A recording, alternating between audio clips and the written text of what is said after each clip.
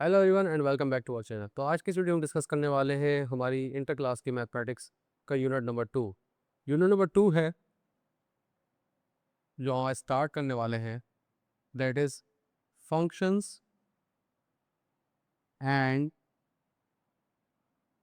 Limits. So functions and limits हम discuss करने वाले हैं, तो हम एक्सरसाइज वाइज चलेंगे, उसके साथ साथ हम इसके मेन की कॉन्सेप्ट को भी समझेंगे। हर एक्सरसाइज में जो क्वेश्चन आएगा उसके की कॉन्सेप्ट को हम समझते हुए उसके क्वेश्चन सॉल्व करेंगे और आगे बढ़ते रहेंगे। तो आज का जो हमारा मेन टॉपिक होगा वो डिपेंड करेगा वो क्या है, वो है फंक्शंस पे। तो फंक्शन क्या है, हमारे चैप्टर का स्टार्टिंग नाम फंक्शन जो फर्स्ट टॉपिक ही फंक्शन के ऊपर है। इसके बारे में कंप्लीट डिटेल आपने 10th क्लास के अंदर पढ़ा होगा। तो 10th क्लास के अंदर आपने फंक्शंस भी पढ़ा हुआ है और उसके अंदर उसका मेन मेन कॉन्सेप्ट मैं आपको थोड़ा बहुत समझा देता हूँ। आप फिलहाल के लिए सपोज करें कि आपके पास दो सेट्स हैं, ए जो कि है लेट सपोज 1 2, और एक और सेट है बी जो कि है A, B।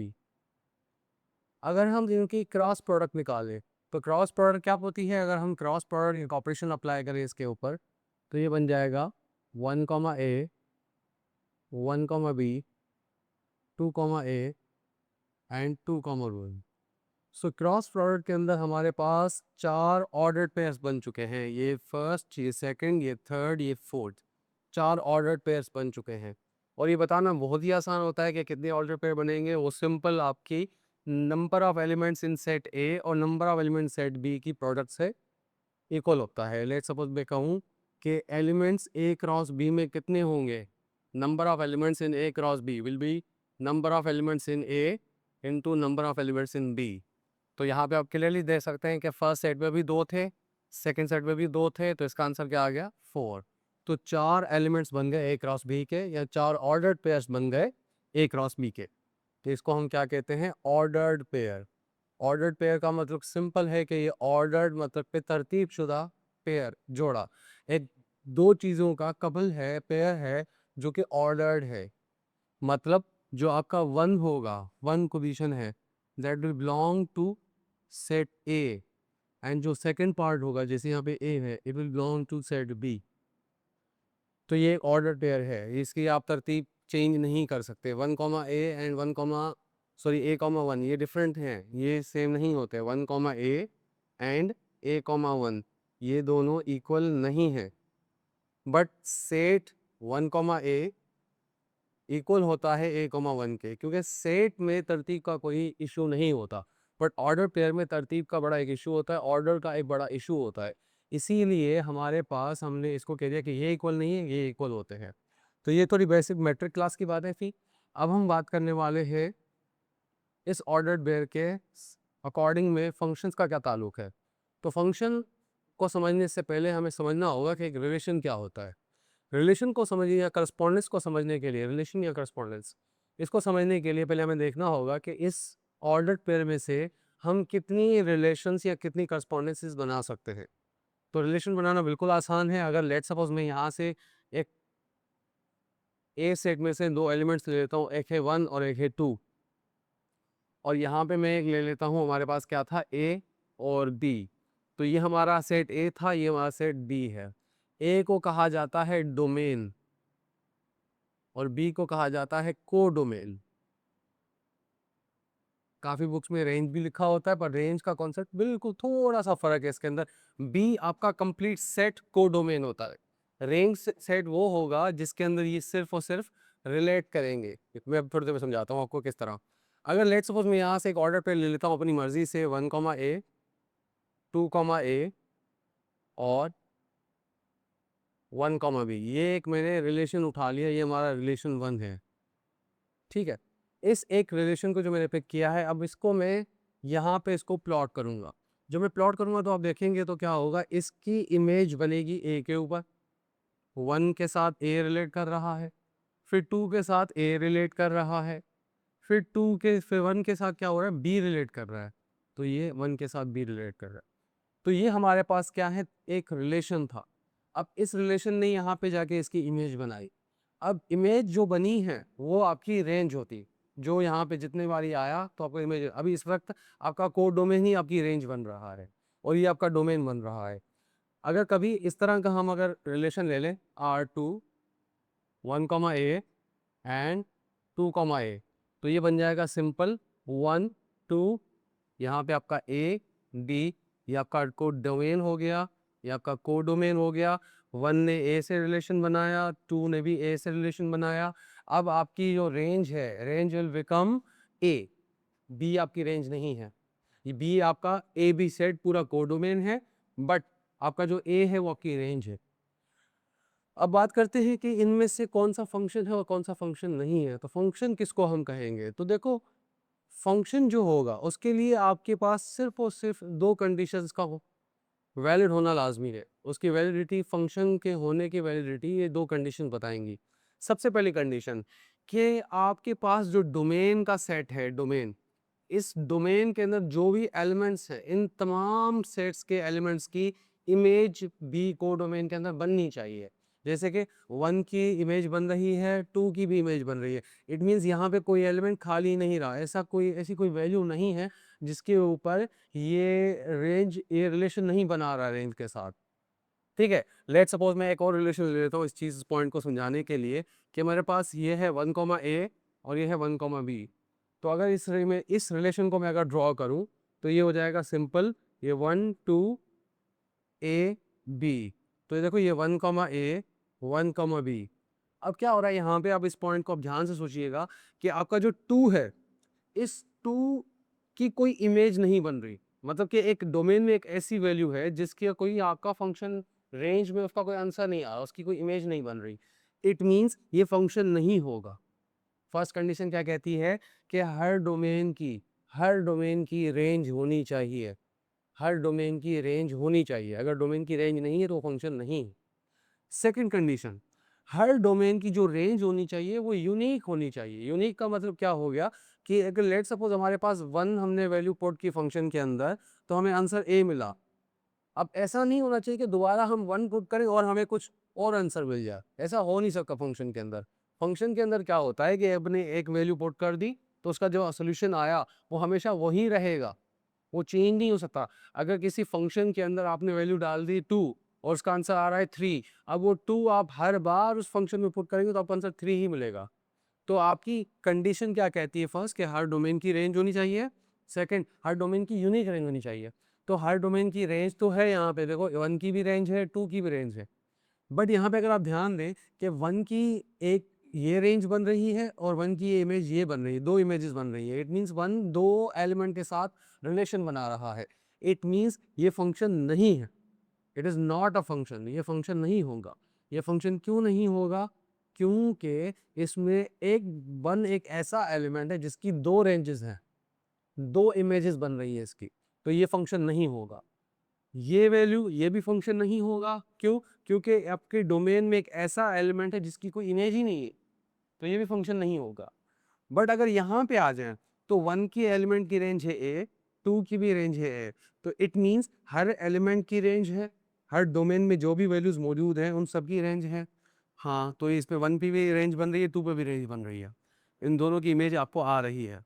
अब आप ये चेक करेंगे क्या 1 पे एक ही रेंज, यूनिक रेंज आ रही है? 1 पे ऐसा नहीं कि 1 पे एक आ रही हो ए, फिर 1 पे बी भी आ रहा, 2 पे ए आ रहा हो तो 2 पे बी भी ऐसा कुछ नहीं हो रहा। 1 पे ए आ रहा है, 2 पे भी ए आ रहा है। इट मीन्स आपका 1 पे ए आया, 1 पे बी नहीं आया। आपकी 1 से एक ही इमेज बनी, 2 से भी एक ही इमेज बनी, तो ये फंक्शन होगा। हर डोमेन की रेंज है और हर डोमेन की एक ही रेंज है। समझ आ रही बात? तो ये आपका सिंपल फंक्शन हो जाएगा। अब इस पूरे सेट में से जो आपके रिलेशंस कितने बनेंगे, वो तो रिलेशन, नंबर ऑफ रिलेशन का तो फॉर्मूला सिंपल है कि नंबर ऑफ रिलेशंस वो बनेंगे 2 पावर n।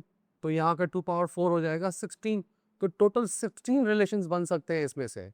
पर क्या वो 16 के 60 रिलेशंस फंक्शन होंगे? करस्पॉन्डेंसेस जो बन रही है 16, क्या वो फंक्शन होंगी? नहीं। हमने ये जो दो रेंजेस, दो रिलेशंस बनाए थे, ये दोनों इसी में से निकाले थे। एक ये रहा, ये R3 और R1, ये दोनों ही इसी में से उठाए थे हमने। अब इसमें से जो हमने उठाए ये फंक्शन नहीं है, बट ये जो सेकंड वाला हमने उठाया ये फंक्शन बन गया। इट मीन्स कि हर रिलेशन फंक्शन नहीं होगा, बट हर फंक्शन एक रिलेशन जरूर होगा। इस ए क्रॉस बी सेट में से 16 रिलेशंस तो मिलेंगे और 16 फंक्शंस नहीं मिलेंगे। हमें गिनती के कोई 2 3 4 फंक्शन मिल जाएंगे इसमें से। तो एक बात आप नोट कर लें यहाँ पे कि क्या हर रिलेशन फंक्शन होता है? नहीं, हर रिलेशन फंक्शन नहीं होता, बट हर फंक्शन रिलेशन होता है। समझ आ गई बात?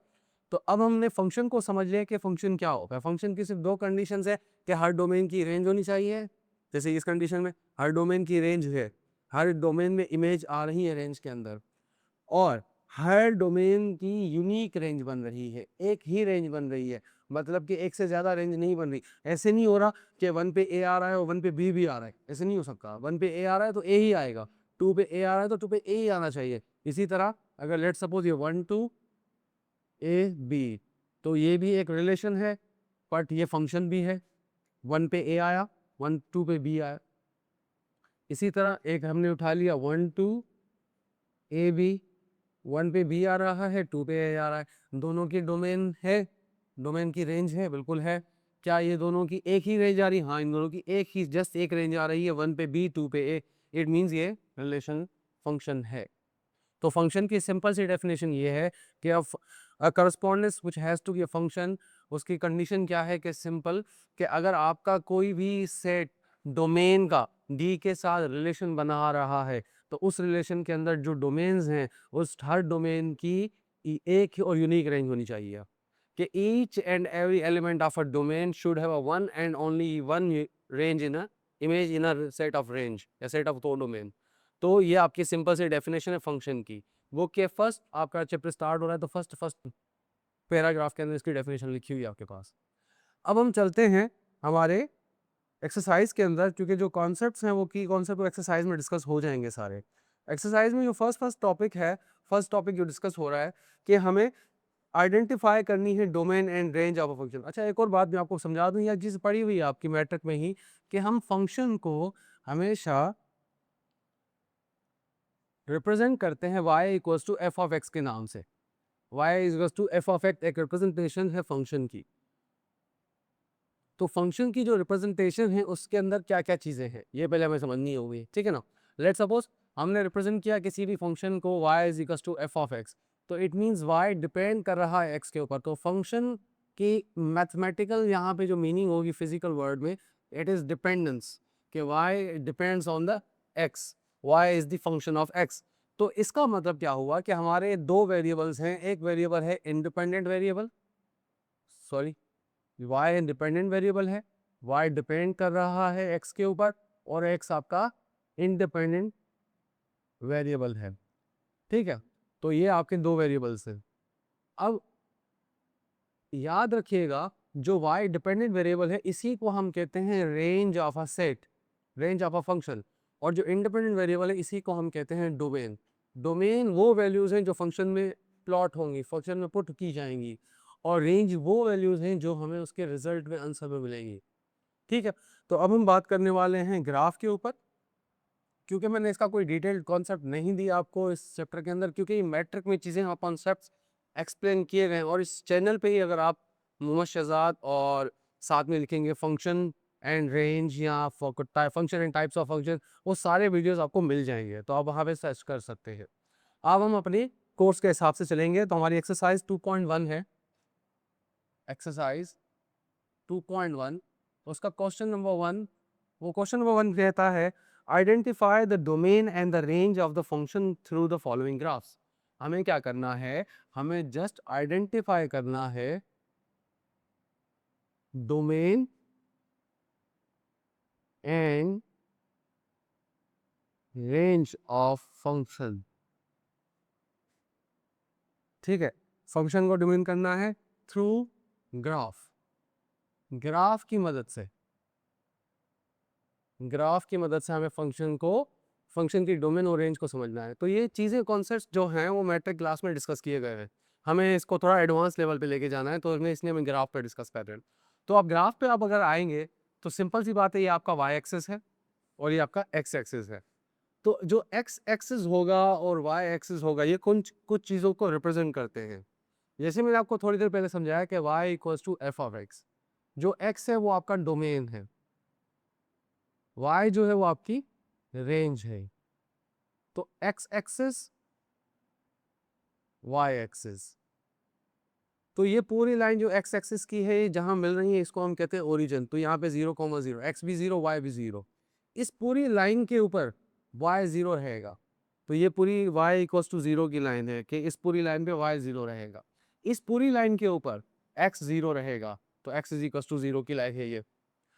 अच्छा, तो यहाँ पे अगर हम इक्वल डिस्टेंसेस पे पॉइंट्स लगा दें, 1 ये 2 ये 3 ये 4 इस तरह, -1 -2 -3 -4, इसी तरह ये 1 2 3 4 -1 -2 -3 -4, ये पॉइंट्स आ गए, ठीक है ना। 1 2 3 4 -1 -2 -3 -4 1 2 3 4 -1 -2 -3 -4, ठीक है। अब ये आपका ग्राफ, आपके ग्राफ के ऊपर जो हॉरिजेंटल लाइंस हैं फॉर ग्राफ की, वो डोमेन को शो करेंगी। जो डोमेन होगी वो लेफ्ट टू राइट जाएगी, ठीक है। डोमेन जो होगी इस फंक्शन की वो लेफ्ट टू राइट जाएगी। और जो रेंज होगी, मतलब कि डोमेन कैसे रिप्रेजेंट की जाती है, लेफ्ट टू राइट। और जो रेंज होती है, रेंज की रिप्रेजेंटेशन है वो टॉप टू बॉटम है, या बॉटम टू टॉप कह लो रेंज। इसका कोई फर्क नहीं पड़ता, आप राइट टू लेफ्ट भी कह सकते हो, क्योंकि हमारे पास जो एक्चुअल डायरेक्शन ऑफ नंबर्स है वो नेगेटिव टू पॉजिटिव होती है, इसलिए हमने लेफ्ट टू राइट और बिलो बॉटम टू टॉप हमने मान लिया। ये रेंज इस तरह देखी जाती है किसी भी ग्राफ के अंदर। सबसे पहले हम एक ग्राफ देखेंगे, उस ग्राफ के अंदर हम फंक्शन की डोमेन और रेंज को पहचान लेंगे कि वो क्या चीज़ें हैं। लेट सपोज हम एक सवाल ले लेते हैं जो हमारे एक्सरसाइज ने दिया हुआ है। मैं कोशिश करूँगा कि आपके जो क्वेश्चंस हैं, जो एक्चुअल ग्राफ्स के क्वेश्चन के अंदर, वो मैं वीडियो के यहाँ किसी पार्ट में लगा दूंगा, ताकि आप उसको देख के समझ सकें कि मैं क्या कहना चाह रहा हूँ आपको। तो जो ग्राफ है हल्का हल्का मैं यहाँ पे ड्रॉ भी करूँगा आपके लिए, तो आप उस चीज़ को देख सकते हैं। तो ग्राफ जो हमारा बन रहा है वो एक किस्म का पैराबोला बन रहा है। इसको मैं थोड़ा सही से ड्रॉ करने की कोशिश करता हूँ। इस तरह का आपका कोई ग्राफ बन रहा है। अब इस ग्राफ के अंदर अगर आप देखेंगे कि ये आपकी जो इमेज में, मेरे इमेज यहाँ पे लगाई होगी, तो इमेज में आप देख सकते हैं जो ग्राफ है वो आपका कंटिन्यू है, खत्म नहीं हो रहा है। यहाँ पे आपका ग्राफ पेपर खत्म हो चुका है, यहाँ पे मतलब कि ग्राफ पेपर यहीं पे खत्म हो चुका है, ठीक है। तो ये ग्राफ कंटिन्यू ऊपर जा रहा है ग्राफ पेपर के ऊपर। इट मीन्स ये वैल्यूज लेफ्ट साइड पे चलती रहेंगी, खत्म नहीं होंगी कभी भी। हाँ, अगर ग्राफ यहाँ पे आके रुक जाता, ग्राफ पेपर भी होता, जगह होती, और यहाँ पे ग्राफ पेपर नहीं कंप्लीट करता, यहाँ पे रुका होता, इट मीन्स ये इसकी रेंज जो आपका ये फंक्शन इधर इधर तक ही चला है, बट यहाँ पे फंक्शन यहाँ से आगे की तरफ कंटिन्यू है। इट मीन्स क्या ये इस ग्राफ की, जो इस ग्राफ को अगर आप देखें, क्या ये लाइन लेफ्ट साइड पे कंटिन्यू चलती जा रही है? हाँ, चलती जा रही है। क्या ये राइट साइड पे चलती जा रही है? हाँ, ये भी राइट साइड पे चलती जा रही है। इट मीन्स कि इस फंक्शन के अंदर हम सारी नेगेटिव एक्स की वैल्यूज और पॉजिटिव वाई की एक्स की वैल्यूज पुट करने वाले हैं। इसकी ये ग्राफ लेफ्ट साइड पे भी जा रहा है कंटिन्यू, और राइट साइड पे भी कंटिन्यू है। इस ग्राफ की डायरेक्शन देखो आप, ये कंटिन्यू रहेगा, चलता रहेगा, और ये मतलब कि राइट की तरफ चलता रहेगा, ये भी लेफ्ट की तरफ चलता रहेगा। इट मीन्स जो इसकी डोमेन होगी, वो डोमेन सिंपल हम कह सकते हैं कि डोमेन ऑफ दिस ग्राफ, मैं इधर इधर लिख लेते हैं डोमेन, ठीक है। इसको डोमेन ऑफ ग्राफ भी कह लें आप, या डोमेन ऑफ फंक्शन, इसको ऐसे, यहाँ फिर डोमेन ऑफ अ फंक्शन क्या है? डोमेन ऑफ फंक्शन इसकी सिंपल रियल नंबर्स का सेट है। जो सारे रियल नंबर्स है वो इसकी डोमेन है। क्यों? क्योंकि ये ग्राफ कंटिन्यू है, कहीं पे ब्रेक नहीं हुआ, कहीं पे रुका नहीं है ग्राफ। अच्छा, अब रेंज आप नोट कर, रेंज देखो, रेंज मैंने आपको क्या कहा था, बॉटम टू टॉप आप चेक कीजिएगा। तो बॉटम टू टॉप चेक करेंगे तो इस एक्सिस के नीचे सारी वाई की लाइंस नेगेटिव हो, तो वाई का आंसर अगर हम इस पे नोट करें, कभी भी नेगेटिव नहीं आ रहा। वाई का आंसर कभी भी नेगेटिव, देखो वाई सिर्फ पॉजिटिव वाई रीजन के अंदर है, नीचे नहीं जा रहा। नीचे y नेगेटिव होता है, ऊपर y पॉजिटिव होता है, तो इट मीन्स ये ग्राफ ऊपर ही है।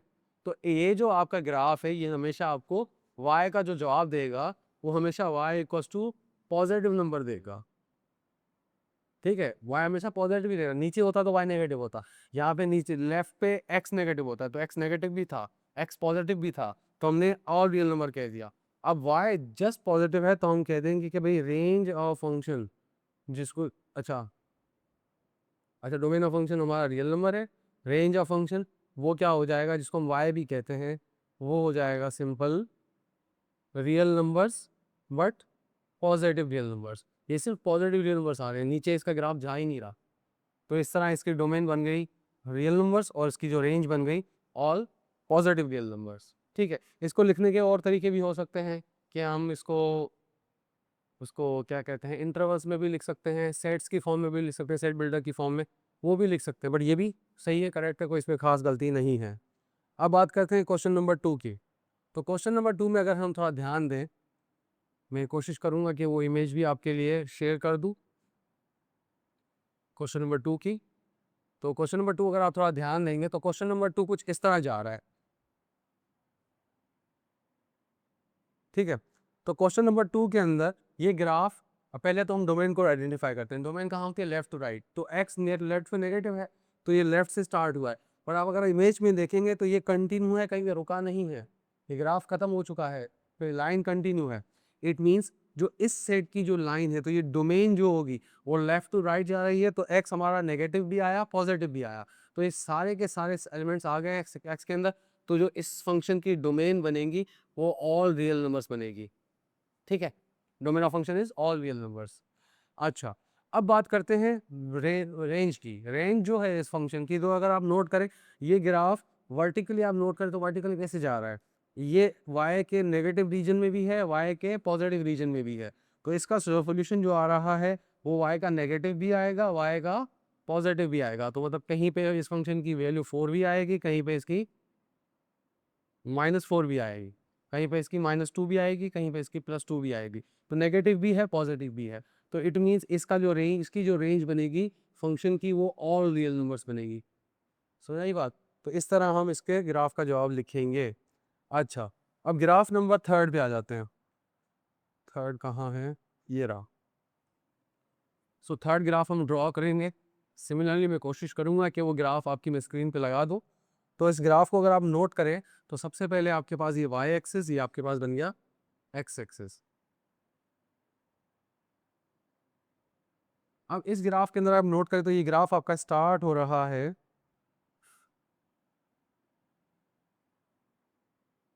इस तरह ये ग्राफ जा रहा है। ठीक है, ये रुक नहीं रहा, ये कंटिन्यू हो रहा है। ठीक है, तो देखो ये y equal to log x का ग्राफ है, इससे पहले y इक्वल टू x का था, उससे पहले y equal to X square का था। फंक्शन आपने नहीं पहचानना फिलहाल, आपका इस एक्सरसाइज का स्कोप ये नहीं है। आपने पहचानना क्या है, आपने जस्ट पहचानना है कि इस ग्राफ पर डोमेन और रेंज क्या है। ठीक है, वैसे ये लॉग x का ग्राफ है। अच्छा, सबसे पहले आप नोट करें कि क्या ये फंक्शन, अच्छा ये हमारे x इस साइड पॉजिटिव है, x हमारा पॉजिटिव है, लेफ्ट साइड पे x नेगेटिव है। तो क्या इस ग्राफ की जो ये ग्राफ जो हमने प्लॉट की, ये कर्व क्या नेगेटिव रीजन में जा रही है, वाई एक्सिस को क्रॉस कर रही है, नहीं कर रही। इट मींस इस ग्राफ के अंदर, इस फंक्शन के अंदर हम कभी भी नेगेटिव एक्स की वैल्यूज पुट ही नहीं कर सकते, क्योंकि ये ग्राफ ही नहीं जा रहा, क्योंकि लॉग में तो हम नेगेटिव वैल्यू पुट नहीं कर सकते। तो इसकी जो डोमेन होगी इस ग्राफ की, डोमेन ऑफ फंक्शन, वो होगी ऑल पॉजिटिव रियल नंबर्स। सारे पॉजिटिव रियल नंबर्स हम इसको पुट कर सकते हैं।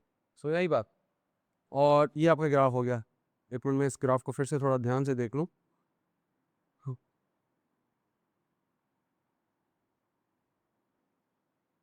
बिल्कुल ऐसा ही है। तो ऑल पॉजिटिव रियल नंबर्स आपका, इसमें 0 भी पुट हो रहा है, 1 भी हो रहा है, 2 भी हो रहा है, 3 भी हो रहा है, नेगेटिव साइड पे कोई नंबर पुट नहीं हो रहा। तो जैसे कि यहाँ पे आप नंबर, आप ग्राफ में देख सकते हो 1 2 3, इस तरह -1 -2 -3। ठीक है, अच्छा, अब रेंज की बात करें तो रेंज आप मुझे, आप लोग बताएं कि इसकी जो रेंज आ रही है वो क्या है। देखो रेंज सिंपल है, क्या ये ग्राफ टॉप टू बॉटम आपने चेक करना है, क्या ये एक्स एक्सिस को नीचे क्रॉस कर रहा है, नहीं, ये नेगेटिव साइड पे नहीं जा रहा। इस एक्स एक्सिस के नीचे वाई नेगेटिव होता है, तो ये नेगेटिव साइड पे नहीं जा रहा, ये सिर्फ ऊपर ही चलता जा रहा है। इट मीन्स इसकी रेंज जो होगी वो भी पॉजिटिव रियल नंबर्स होगी। समझाई बात? अच्छा, एक और बात हो सकती है यहाँ पे, जहाँ भी मैंने पॉजिटिव रियल नंबर्स लिखा है वहाँ पे आप अगर देखें, इससे पहले जो ग्राफ था मैं एक मिनट देखूँ। तो वहाँ पे क्या आ रहा है कि आपका एक पॉजिटिव ज़ीरो भी है, पॉजिटिव रियल नंबर भी है और ज़ीरो भी आ रहा है। तो मैं आपको थोड़ी देर बता देता हूँ, इसकी पॉजिटिव रियल नंबर नहीं होगी क्योंकि ये रियल नंबर भी है पॉजिटिव, पर साथ में ज़ीरो भी है, क्योंकि ज़ीरो ना पॉजिटिव होता है ना नेगेटिव। तो इसको हम कह सकते हैं कि हमारे पास ये जो ग्राफ है वो ज़ीरो और कॉमा इंफिनिटी, ये मैंने ऑर्डर पेयर में, इसको ऑर्डर पे कह रहा हूँ, ये मैंने आपको इंटरवल्स की फॉर्म में बता दिया। इंटरवल की फॉर्म में क्या हो गया कि ये जो ब्रैकेट है स्क्वायर ब्रैकेट ये शो कर रही है कि जीरो भी इंक्लूडेड है इसके अंदर, और इन्फिनिटी मतलब कि पॉजिटिव इन्फिनिटी की तरफ ही जा रहा है ग्राफ। ये ब्रैकेट शो करता है कि इन्फिनिटी को छोड़ दो, ये नंबर नहीं है, ये कॉन्सेप्ट है, इसको छोड़ दो कि कोई भी बड़ा पॉजिटिव नंबर सोच लो वो इस ग्राफ में आएगा, ठीक है। और यहाँ पे रियल नंबर भी, यहाँ पे जीरो पुट हो सकता है, तो यहाँ पे ये जीरो और ये भी इन्फिनिटी, इस तरह होगा ये ग्राफ। समझ आई बात? और क्वेश्चन नंबर 4 के अंदर अगर देख लें, अच्छा उससे पहले मैंने जो ग्राफ बताया था आपको वो ये वाला ग्राफ था, तो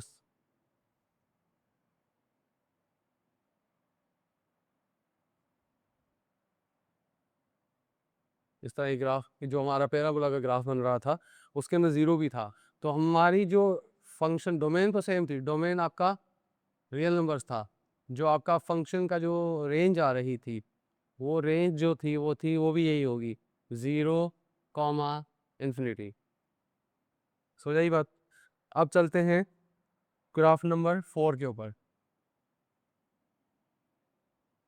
सो 4 ग्राफ भी आप अपनी स्क्रीन पे देख सकते हैं कि 4 ग्राफ कैसे दिख रहा है कि आपका वाई एक्सिस या आपका एक्स एक्सिस, इसके ऊपर अगर आप ध्यान दें तो ये ग्राफ ऐसे चल रहा है, और सिमिलरली ये ग्राफ ऐसे चल रहा है, ठीक है। वाई ये आपका ग्राफ आ गया। इस ग्राफ के अंदर अगर आप नोट करें हो कि ये ग्राफ किस तरह कंटिन्यू था और ये चलता जा रहा है, कभी का रुक नहीं रहा, आपके एक्सिस के ऊपर भी ये रुक नहीं रहा, ये ग्राफ कंटिन्यू है। तो हो क्या रहा है, ये ग्राफ क्लोज होता जा रहा है वाई एक्सिस के, वाई एक्सिस से कहीं मिलेगा नहीं, ये वाई एक्सिस के क्लोज जा रहा है। इट मीन्स ये सारी लेफ्ट की वैल्यूज भी दिखा रहा है, राइट की भी सारी वैल्यूज दिखा रहा है डोमेन के अंदर, जस्ट इस जीरो को छोड़ के, ये जीरो पे नहीं जाएगा।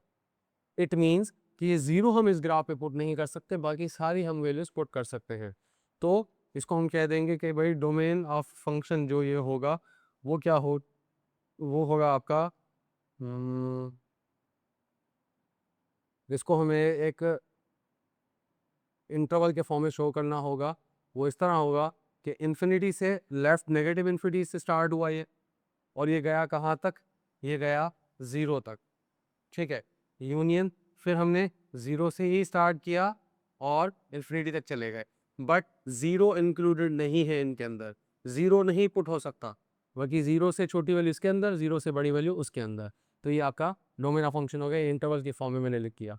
इसी तरह अब इसकी रेंज, अब अगर इसकी रेंज अगर आप देखें तो इसके अंदर आप सारे के सारे जो ग्राफ है आपका वाई एक्सिस से एक्स एक्सिस से ऊपर है, तो ये पॉजिटिव रियल नंबर्स देगा, और कहीं ये एक्स एक्सिस को टच भी नहीं करेगा, ठीक है।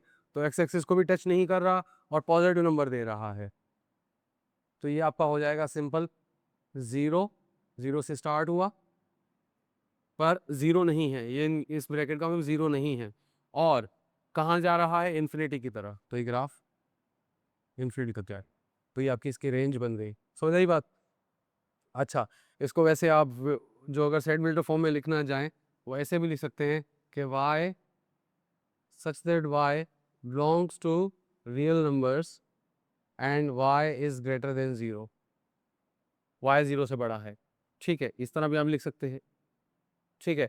इसको आप अगर लिखना चाहें, इसको आप लिख सकते हैं कि भाई x such that x belongs to the real numbers, और हम दो कंडीशंस यहाँ पे, जो हमारा x है वो x is less than 0 and x is greater than 0, इसको ऐसे भी कह सकते हैं, x हमारा लेस देन 0 भी है, x ग्रेटर देन 0 भी है, बस 0 नहीं है, ठीक है। तो इसको हम इस तरह भी लिख सकते हैं। तो ये हम फंक्शंस को डिफरेंट फॉर्म में, सेट बिल्डर फॉर्म में भी लिख सकते हैं, ये मैंने इंटरवल फॉर्म में लिखा हुआ है। अच्छा, अब लास्ट आ जाते हैं हमारे, टू बी ऑनेस्ट ये कैमरा जो है इसकी 30 मिनट रिकॉर्डिंग लिमिट होती है, तो बीच में वीडियो कब रुकेगी मुझे नहीं पता चला। मुझे मेरी उम्मीद है कि सारे वीडियो जो ग्राफ्स है वो आगे होंगे क्वेश्चन नंबर 4 तक। अभी मैं 5 स्टार्ट करने वाला हूँ, जो रह गया होगा वो आप खुद भी कर सकते हैं अपने होमवर्क के साथ। तो 5 हम स्टार्ट करने वाले हैं। तो 5 जो नंबर ग्राफ है क्वेश्चन नंबर 1 का, वो अगर लेट्स सपोज आपके पास ये आपका एक्स एक्सिस और वाई एक्सिस बन गया, ग्राफ कुछ यूँ है, ठीक है, इस तरह का कोई ग्राफ बन रहा है। अब अगर आप एक बात नोट करें कि इस ग्राफ के अंदर ये आपका एक्स एक्सिस, ये वाई एक्सिस, तो ग्राफ लेफ्ट साइड पे भी है और राइट साइड पे भी है। इट मीन्स जो इसकी डोमेन होगी नेगेटिव भी होंगी पॉजिटिव भी होंगी, पर ये ग्राफ कहीं भी जाके वाई एक्सिस को टच नहीं कर रहा। वाई एक्सिस को टच नहीं करेगा ये ग्राफ, तो इट मीन्स ये इसका भी जीरो, एक्स की वैल्यू कभी जीरो नहीं हो पाएगी। तो एक्स की वैल्यू जब कभी जीरो नहीं हो पाएगी तो हम कह देंगे भाई कि इसका जो डोमेन ऑफ फंक्शन है वो क्या होगा। वो हम इंटरवल की फॉर्म में अगर लिखना चाहें तो देखो ये इन्फिनिटी से भी आ रहा है, नेगेटिव इन्फिनिटी कॉमा ज़ीरो, फिर यूनियन, फिर ज़ीरो से स्टार्ट हुआ, फिर पॉजिटिव इन्फिनिटी। इस ब्रैकेट का मतलब कि ज़ीरो इंक्लूडेड नहीं है। अच्छा, इसको हम चाहें तो ऐसे भी सेट बिल्डर फॉर्म में लिख सकते हैं कि X such that X belongs to the real numbers, X सारे रियल नंबर्स होंगे, और साथ में वही सेम पिछले सवाल की कंडीशन है, बट यहाँ पे हम कह देंगे कि भाई एक्स जीरो नहीं हो सकता, एक्स कुछ भी हो सकता है, जीरो नहीं हो सकता। ठीक है, इसी तरह रेंज ऑफ फंक्शन, तो वो क्या होगी भाई, सिंपल सी बात है, ये ग्राफ नीचे भी है ऊपर भी है, तो इट मीन्स नेगेटिव भी और पॉजिटिव भी है, पर ये ग्राफ भी कभी भी एक्स एक्सिस को टच नहीं करेगा। ये ग्राफ चलता जाएगा, कभी एक्स एक्सिस को टच नहीं करेगा। तो इट मीन्स ये भी सेम होगा, minus infinity to zero, union zero to infinity. इसको हम लिख सकते हैं कि Y such that Y belongs to the real numbers. Y क्यों, वाई रेंज है, एक्स इससे एक डोमेन है, और यहाँ पे ये भी कह सकते हैं कि and Y can not be zero, वाई जीरो नहीं हो सकता, और कोई भी वैल्यू हो सकता है, जीरो नहीं हो सकता। तो इस तरीके से आपने ये वैल्यूज पुट करनी है किसी भी ग्राफ के अंदर, इसकी डोमेन और रेंज निकाल सकते हैं ग्राफ के अंदर से। तो ये आपका हाइपोथेटिकल क्वेश्चंस थे, इतने कोई खास आपकी अंडरस्टैंडिंग के लिए इंपॉर्टेंट है। हाँ, कभी आपके जो क्वेश्चंस आ जाते हैं ग्राफ की वजह से सॉल्व होते हैं, वहाँ पे इंपॉर्टेंट होंगे। एग्जाम के हवाले से ये एग्जाम में नहीं आने वाले सवाल, ना इसके एमसीक्यूज आएंगे, ना ही ये कोई ग्राफ का सवाल आपके एग्जाम में। पर हाँ, आपके मैथ की अंडरस्टैंडिंग के लिए बहुत ही इंपॉर्टेंट चीज़ें हैं, ये इंटरवल्स हो गए, ये आपकी रेंज और डोमेन हो गई, ये चीज़ें आपको समझनी आनी चाहिए। अब बात करते हैं क्वेश्चन नंबर 2 की। चलिए, क्वेश्चन नंबर 2 है, उसका पार्ट 1 करेंगे। पार्ट 1 तो है, हाँ सही है। तो ये कंपोजिशन ऑफ अ फंक्शन की बात कर रहा है। तो सवाल है हमारे पास, f of x is equals to 5x plus 2, और दूसरा है g of x is equals to 2x cube minus 2x square minus 3। तो ये हमारे पास दो फंक्शंस हैं, हमें फाइंड करना है F of g. F of g का मतलब क्या होता है कि ये एक कंपोजिट फंक्शन है, कि जब फंक्शन को हम किसी फंक्शन में पुट करते हैं वो कंपोजिट फंक्शन बन जाता है। लेट सपोज हमारे पास एक फंक्शन है, ये ए सेट से बी सेट की तरफ जा रहा है, ये फंक्शन है एफ, तो इसको हमने लिख दिया 1 2 ए बी, तो इसकी जो डोमेन होगी रेंज ना होगी। और एक और फंक्शन है जैसे कि हम ले सकते हैं सी और डी, और ये जो जा रहा है इस सी सेट के ऊपर, तो क्या हुआ कि ये फंक्शन जी है। अगर हम एक इस तरह का फंक्शन बनाएं कि जिस फंक्शन में हम वैल्यूज पुट करें, हमारा डोमेन ये बन जाए और रेंज ये बन जाए, इस तरह होगा क्या, इसमें ये होगा कि हमारा जो फंक्शन होगा उसकी डोमेन और रेंज चेंज आएगी। तो मतलब क्या होगा कि हम एक फंक्शन से दूसरे फंक्शन में कंपोजिशन कर रहे हैं। तो इसको हम रिप्रेजेंट कर सकते हैं एफ ऑफ जी और जी ऑफ एक्स के साथ। तो एफ ऑफ जी सिंपल होता है F of ji of x, ठीक है। और सिमिलरली अगला जो सवाल आएगा जी ऑफ वो आएगा जी ऑफ एफ, तो अब हम करेंगे तो मैं आपको समझा दूँ। तो एफ ऑफ जी और जी ऑफ एक्स क्या चीज़ है, वो याद रहे, मैं इसके ज़्यादा कॉन्सेप्ट पे नहीं जा रहा क्योंकि क्वेश्चंस इंपॉर्टेंट है, क्वेश्चंस करने हैं आपको। जो आपका जो कॉन्सेप्ट है वो इस चैप्टर का, इस वीडियो सीरीज़ का कोई खास इंपॉर्टेंट टॉपिक नहीं है, वो इंपॉर्टेंट इतना खास होकर नहीं, ये क्वेश्चंस आपके लिए इंपॉर्टेंट है, इसलिए मैं ये करवा रहा हूँ। तो एफ ऑफ जी और F of ji of X किस तरह होगा, सिंपल है कि भाई आपके पास आप क्या करने वाले हैं, आप सबसे पहले एफ ऑफ एक्स जो है वो लिखने वाले हैं। जस्ट आपका एफ ऑफ एक्स क्या था, 5x plus 2।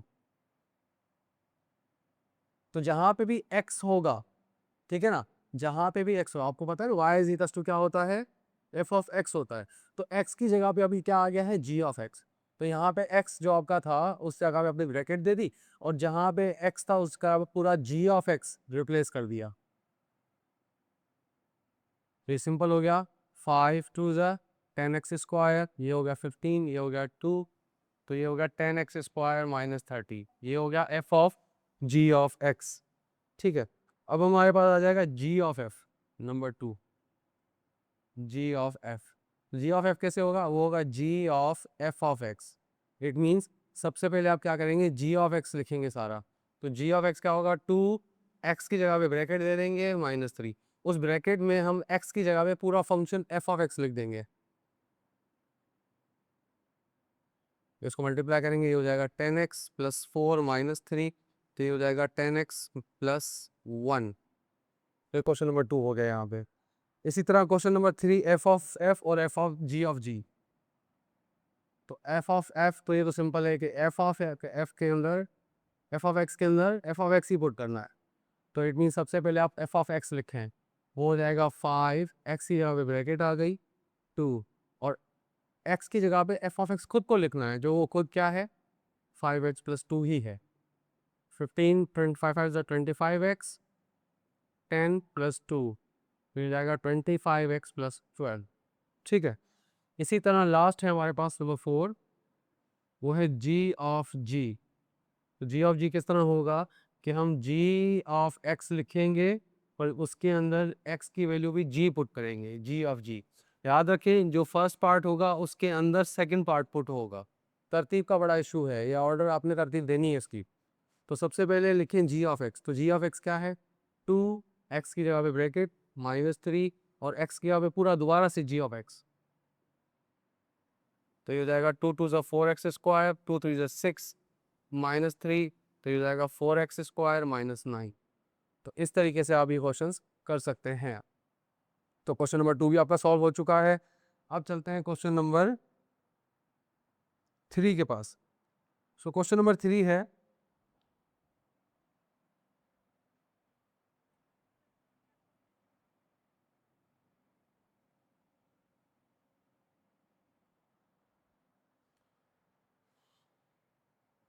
Question number 3, F of x is equal to 2x और g of x is equals to x plus 1.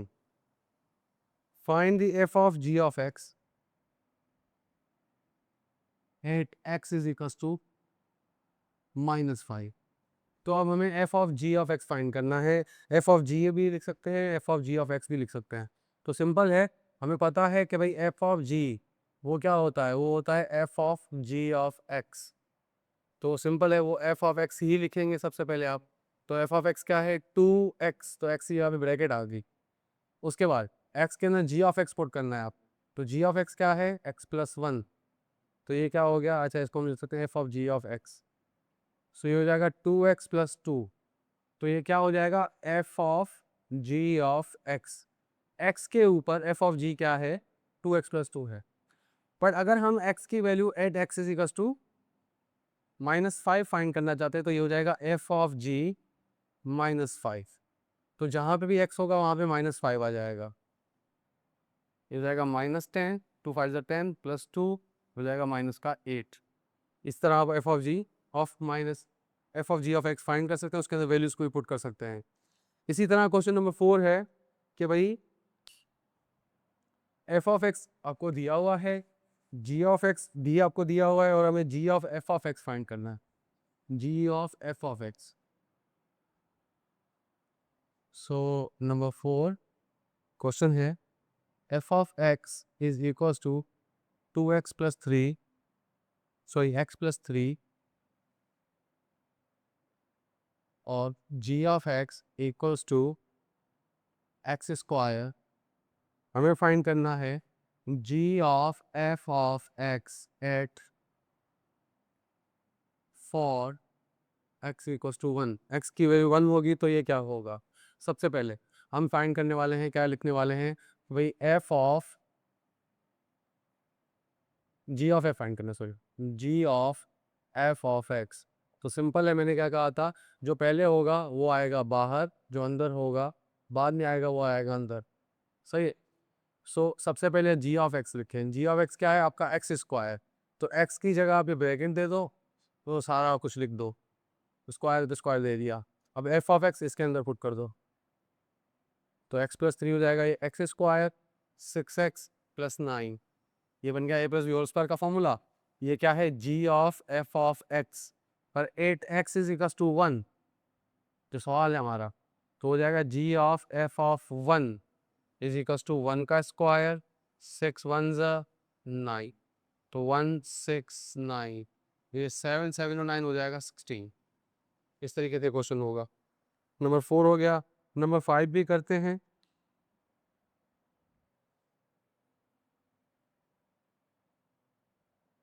So 5 number question है वो है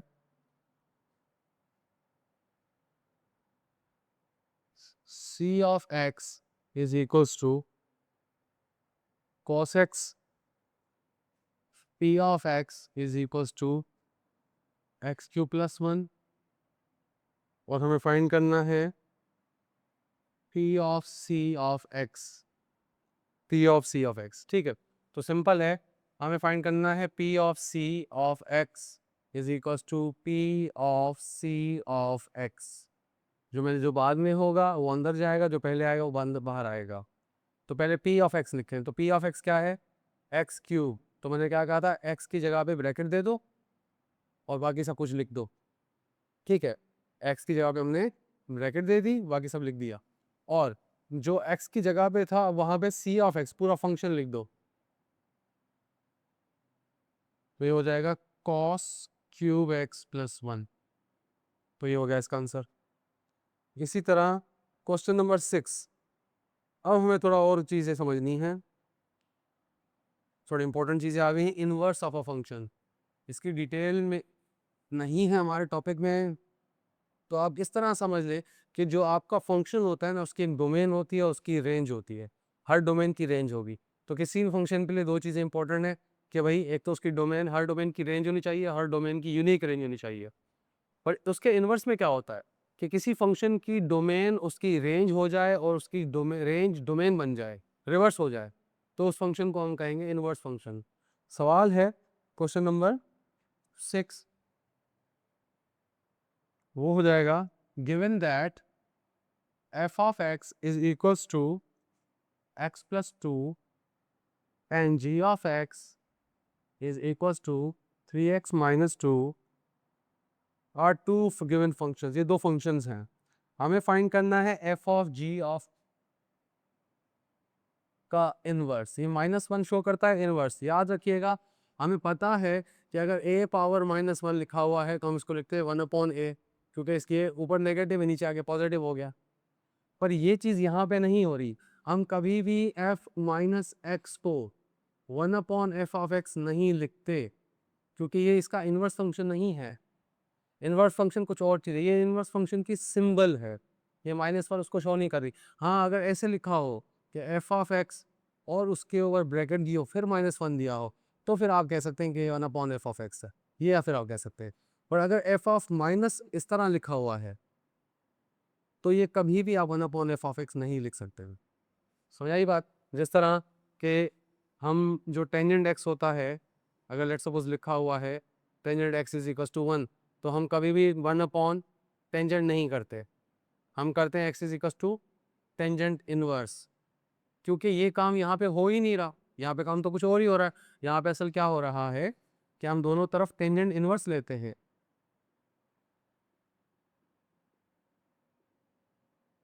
तो ये टेंजेंट इनवर्स कैंसिल हो जाता है और यहाँ पे आ जाता है x टेंजेंट इनवर्स 1। ये कुछ और हो रहा है, 1 टेंजेंट नहीं होता वो। ठीक है, तो ये सिमिलरली इनवर्स को आपने इस तरह नहीं समझ। अब इसका क्वेश्चन कर लेते हैं हम। सो एफ ऑफ जी -1 निकालना है, मतलब इनवर्स निकालना है, और उसके अलावा एंड जी ऑफ एफ, इसका भी हमने इनवर्स निकालना है। और ऑल्सो शो दैट, हमें ये भी शो करना है कि इस केस में g of f -1 f of g -1 equal होगा, सॉरी, जी ऑफ एफ -1, उसके बाद है एफ इनवर्स और जी इनवर्स ऑफ -1। तो ये कुछ सिंबल्स हैं, सवाल जब आएगा तो मैं आपको थोड़ी देर में समझा देता हूँ। तो अब बात करते हैं इसकी, इस क्वेश्चन की। सबसे पहले एफ ऑफ जी -1, तो बेटे को एफ ऑफ जी इनवर्स निकालने के लिए सबसे पहले आपको क्या करना होगा, एफ ऑफ जी ही निकालना होगा। सही है, तो सबसे पहले आप क्या करेंगे, एफ ऑफ जी निकालेंगे, ठीक है। और याद रखिएगा एक सिंबल मैंने आपको समझाई थी, y is equals to F of X. अब ये किसी भी फंक्शन के लिए हो सकता है, y is equals to F of ji of X भी हो सकता है, ये y equals to F of ji of X भी हो सकता है, ये कोई फर्क नहीं पड़ता। अच्छा, तो F of ji of X ये क्या हो जाएगा, ये हो जाएगा F of ji of X, जो बाद में आएगा वो अंदर, जो पहले आएगा वो बाहर, F of ji of X. तो एफ ऑफ एक्स पहले लिखेंगे, एक्स की जगह पे ब्रैकेट और सारा से, और जो एक्स है उसकी जगह पे जी ऑफ एक्स पूरा फंक्शन अंदर डाल देंगे, 3x माइनस टू। तो ये देखो क्या हो जाएगा, 3x minus two plus two, ये कैंसिल, ये आ गया 3x। तो देखो किसकी रिजल्ट आई है, ये आई है F of ji of X की। हम y इज इक्वल्स टू हम लिखते हैं let y equals to F of ji of X, हमने इसको y मान लिया, वो F of ji of X को, और इसकी वैल्यू क्या आई है, इसकी वैल्यू आई है 3x। अब जो हम स्टेप करने वाले हैं वो सारा किसी भी फंक्शन के इन्वर्स को फाइंड करने के लिए होता है। मैंने आपको क्या कहा था कि किसी भी फंक्शन का इन्वर्स निकालने के लिए हमें ये समझना होगा कि उसकी जो रेंज है वो डोमेन बन जाएगी, डोमेन है रेंज बन जाएगी। तो डोमेन तो हम एक्स को कहते हैं और रेंज हम वाई को कहते हैं। इसी तरह अगर हम कहते हैं फॉर इन्वर्स, जब अगर हमें इन्वर्स निकालना हो तो अब हम क्या करेंगे, जहाँ पे भी y होगा वहाँ पे x हो जाएगा, जहाँ पे x होगा वहाँ पे y हो जाएगा, समझ आई बात। और अब हम क्या करेंगे, अब हम y की वैल्यू निकाल लेंगे यहाँ से, तो जो y की वैल्यू हो जाएगी y is equal to X upon 3, इधर आगे डिवाइड हो गया, ठीक है। और अब ये जो y है ये है इस f ऑफ g x का इनवर्स, इसको हम सिंपल कह देते हैं f of g inverse x upon 3। क्यों, देखें सिंपल सी बात है, ये जो y मैंने रिप्लेस करने से पहले सपोज किया था वो f of g of x था, अब ये y इसके इक्वल है। जब मैंने इस y का इन्वर्स निकाल लिया तो ये जब इन्वर्स हो गया तो ये इन्वर्स इसका भी हो गया, तो f ऑफ g ऑफ -1 हो गया, तो x अपॉन 3। तो f of g of x upon f of g minus inverse जो है x अपॉन 3 के इक्वल है। सिमिलरली अगर आप अपने g of f of inverse निकालना है, g ऑफ f इनवर्स, तो सबसे पहले आप क्या निकालेंगे, g ऑफ f निकालेंगे। g of f of x जो होगा वो होगा g of f of x। सबसे पहले g लिखेंगे, g ऑफ x वो है 3, x की जगह पे ब्रैकेट, g x की जगह पे ब्रैकेट -2 sin, जो ब्रैकेट दी है उसके अंदर आप f ऑफ x पूरा फंक्शन पुट कर दो, x प्लस 2, तो ये जाएगा 3x plus 6 -2, 3x 3 to the 6, और ये जाएगा 3x प्लस 4। तो ये क्या हो गया आपका g of f of x। तो अब लेट कर लेंगे अब इस केस के अंदर कि भाई g of f of x y के बराबर है, तो y इक्वल हो जाएगा बेटा 3x प्लस 4 के। अब हमें क्या करते हैं, हम फॉर इनवर्स, अगर हमें इनवर्स निकालना है तो हम क्या करेंगे, हम रिप्लेस कर देंगे, मतलब कि हम एक्सचेंज कर देंगे y को x से और x को y से, तो ये बन जाएगा x is equal to 3y plus 4। Inverse निकालना है तो हमें इसको रिप्लेस करना होगा। और अब हम क्या करेंगे, जहाँ पे भी हमारा y है उसको निकालेंगे, इसकी वैल्यू निकालेंगे। तो ये सिंपल है कि भाई x minus 4 equals to 3y, और अगर y की वैल्यू चाहिए तो ये हो जाएगा implies that x minus 4 upon 3। तो अब ये वैल्यू देखो, ये y क्या है, ये y दरअसल इनवर्स है इस y का, और ये y क्या था, ये y F g of f of x था, तो ये जो y होगा इसका भी इनवर्स होगा, तो ये हो जाएगा g of f inverse x minus 4 upon 3। समझ आई बात। तो इस तरह हमने इसका इनवर्स निकाल लिया। अब हमें एक काम करना है, ये चीज़ हमें प्रूफ करनी है कि g ऑफ f का इनवर्स जो होगा वो ये आया जो, और f इनवर्स अलग से निकालो, g इनवर्स अलग से निकालो, और इनकी आप कंपोजिट फंक्शन बना लो, तो जो आंसर आएगा वो भी बराबर होगा। तो हमने एक पार्ट तो ये कर लिया है, ये जो पहला पार्ट जो करना है वो हमने इस सवाल की मदद से ही कर लिया है। अब हमें ये चीज़ प्रूफ करनी है, तो ये चीज़ कैसे होगी, सबसे पहले आप निकालोगे एफ इनवर्स। तो एफ इनवर्स निकालने के लिए सबसे पहले आप लिखोगे let Y is equals to F of X, सही है। तो y आपका क्या हो गया, एफ ऑफ एक्स, एक्स जो है x प्लस 2 है। तो फॉर इनवर्स, इनवर्स निकालने के लिए क्या करना होगा, वो सिंपल है, जहाँ y वहाँ x, जहाँ x वहाँ पे y, और अब y की वैल्यू निकाल लो x माइनस टू। ठीक है, अब याद करो कि ये y इसके बराबर था और इस y का इन्वर्स ये बना है, तो ये इसका भी इन्वर्स होगा, तो ये f inverse of x x minus to हो गया। इसी तरह अब हम क्या करेंगे, g इन्वर्स निकालेंगे। सही है, तो हम लिखेंगे let y is equals to g of x। ठीक है, y equals to g of x हम बनाएंगे, तो y equals to g of x क्या हमारे पास 3x माइनस टू। सो हम कह देंगे भाई ये g ऑफ x की जगह पे g ऑफ x की वैल्यू रख दी। अब हम क्या करने वाले हैं कि हम कहेंगे फॉर इनवर्स जहाँ y है वहाँ x, जहाँ x है वहाँ पे y। तो अब दोबारा y की वैल्यू निकालूं, तो y की वैल्यू क्या हो जाएगी 3y is equal to x minus two, Y is equal to x minus two upon 3। तो याद करो कि ये जो y है ये y इस y का इन्वर्स है और ये y इसके इक्वल था, तो ये इसका भी इन्वर्स होगा, तो ये g इन्वर्स ऑफ x हो जाएगा क्या x माइनस टू अपॉन 3। समझ आ गई बात यहाँ तक। अब हम अगले पार्ट करने वाले हैं क्या, f इनवर्स g इनवर्स निकालने वाले हैं, f inverse of g inverse. तो मैं इस साइड को इस्तेमाल कर लेता हूँ, कोशिश करते हैं यहाँ पे हो जाए। बट आप इसका स्क्रीनशॉट ले लें, हमारे काम की सिर्फ ये रिजल्ट है, ये जो रिजल्ट आई थी।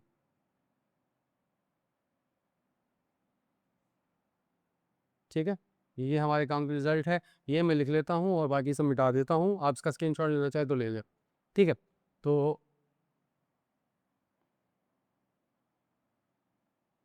मतलब कि ये g of f of inverse हम पहले निकाल चुके हैं ऑलरेडी, ये हमारी लेफ्ट साइड निकली हुई, हम राइट साइड निकालने की कोशिश कर रहे हैं।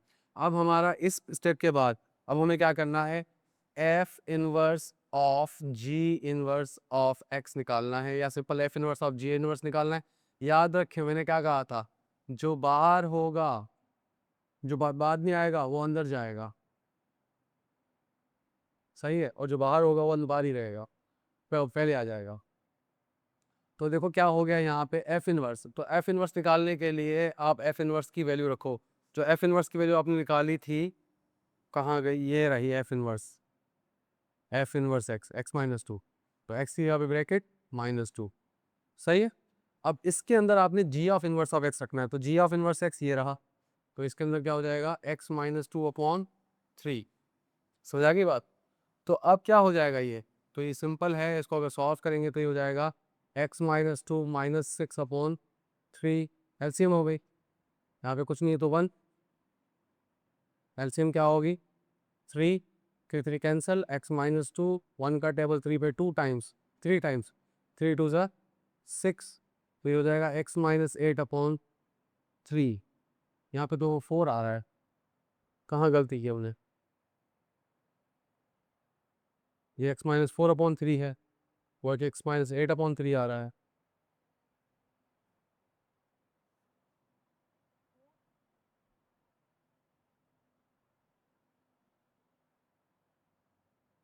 इससे पहले जो मिटाया उसमें तो गलती नहीं थी, Y is equals to X is to Y plus two, Y is equals to X minus two, ये आपका एक्स इनवर्स हो गया, एक्स की जगह पे आपने रख दिया थ्री एक्स माइनस टू, थोड़ी वहाँ पे आपका फोर आ रहा था, तो g of f of inverse two मैंने निकाला था इससे पहले, उसका क्या जवाब था, यहाँ पे माइनस फोर आ रहा है यहाँ पे। अच्छा गलती ऐसे ही होनी थी ना, F inverse of g inverse x, so F inverse का आंसर आया है एक्स प्लस टू, टू उधर गया, x minus to, three x minus to. अच्छा यहाँ पे आप नोट करें कि x की जगह पे हमने y रखा, y की जगह पे x और x की जगह पे y माइनस टू, तो जब ये माइनस टू इधर आएगा तो ये हो जाएगा प्लस का, तो यहाँ पे भी प्लस का आएगा, यहाँ पे भी प्लस आएगा, तो यहाँ पे प्लस आया, तो यहाँ पे भी ये प्लस आएगा और यहाँ पे प्लस आएगा, तो -2 + 2 -6, तो ये हो जाएगा -4। तो ये आपका F inverse of g inverse x हो गया। तो यहाँ से हमें क्या पता चला, ये दोनों रिजल्ट सेम है। ये लेफ्ट साइड जो हमने प्रूफ की थी वो, अब ये राइट साइड। तो ये g of f of inverse x, यहाँ इनवर्स नहीं लिखा हुआ, छोड़ दो, f inverse of g inverse, ये आपस में इक्वल होंगे। ये इसका प्रॉपर मेथड है जिससे आप ये कर सकते हैं, इनवर्स निकाल सकते हैं किसी फंक्शन का। तो ये आपका सवाल हो गया क्वेश्चन नंबर 6। अब क्वेश्चन नंबर 7 है। Question number 7 exactly same question है, थोड़े माइनर से चेंजेस हैं, तो हम इसमें कोशिश कर लेते हैं 1-2 क्वेश्चन करने की, या इसको कर ही लेते हैं बस। लास्ट क्वेश्चन है क्वेश्चन नंबर 7 एक्सरसाइज 2.1 का।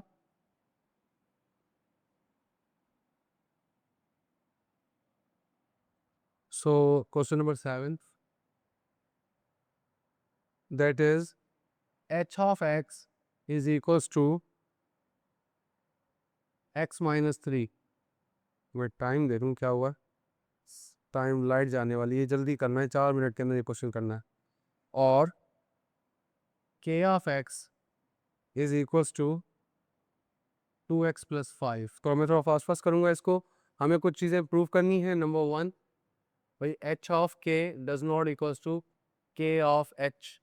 ठीक है, सिंपल है। h ऑफ k हम पहले निकाल लेते हैं। h ऑफ k क्या होगा, h of k of x। तो सबले h ऑफ x लिखेंगे। h ऑफ x क्या है, x माइनस 3। तो मैंने क्या कहा था, x की जगह पे ब्रैकेट दो और उसके अंदर k रख दो। k की जगह क्या आएगा, 2x प्लस 5। तो ये जाएगा 2x प्लस 5 माइनस 3। ठीक है, अब क्या हो जाएगा, ये 2x प्लस 2, तो ये h ऑफ k आ गया। अब k ऑफ h, तो k ऑफ h क्या होगा, k of h of x। तो k की वैल्यू आपने निकालनी है, तो k ऑफ x लिखो पहले, वो है x माइनस 3। तो x की का भी ब्रैकेट -3, सॉरी k की वैल्यू ये नहीं है, k की वैल्यू है 2, x की जगह पे ब्रैकेट +5 और ब्रैकेट में h ऑफ x डाल दो, -3, 2x -6 +5 हो जाएगा 2x -1। तो आप देख सकते हैं ये आपस में इक्वल नहीं है, तो आप लिख देंगे h of k does not equals to k of h। ठीक है, ये पहला पार्ट हो गया। अब आगे देखते हैं इसका क्वेश्चन नंबर 2 जो है वो h of k whole inverse, वो सेम क्वेश्चन है, आपके लिए मैं होमवर्क छोड़ रहा हूँ। h ऑफ k -1 या इनवर्स, और ये k inverse of h inverse. इससे पहले जो हमने क्वेश्चन किया था ना, सेम टू सेम, वो f और g के टर्म्स में था और ये h और k के टर्म्स में है। ये सेम क्वेश्चन है, तो आप ये खुद करेंगे। इसका क्वेश्चन नंबर 3 कर लेता हूँ मैं, वो भी सेम इस जैसा ही क्वेश्चन है। वो कह देता है कि भाई k ऑफ h इनवर्स, तो यहाँ पे हो जाएगा h inverse of k inverse.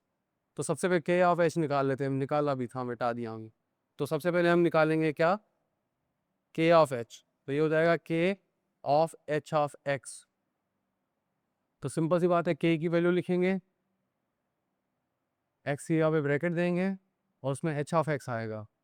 So 2h of x की वैल्यू क्या है, x -3 + 5, 2x -6 + 5, तो ये हो जाएगा 2x -1। तो ये आपका h k ऑफ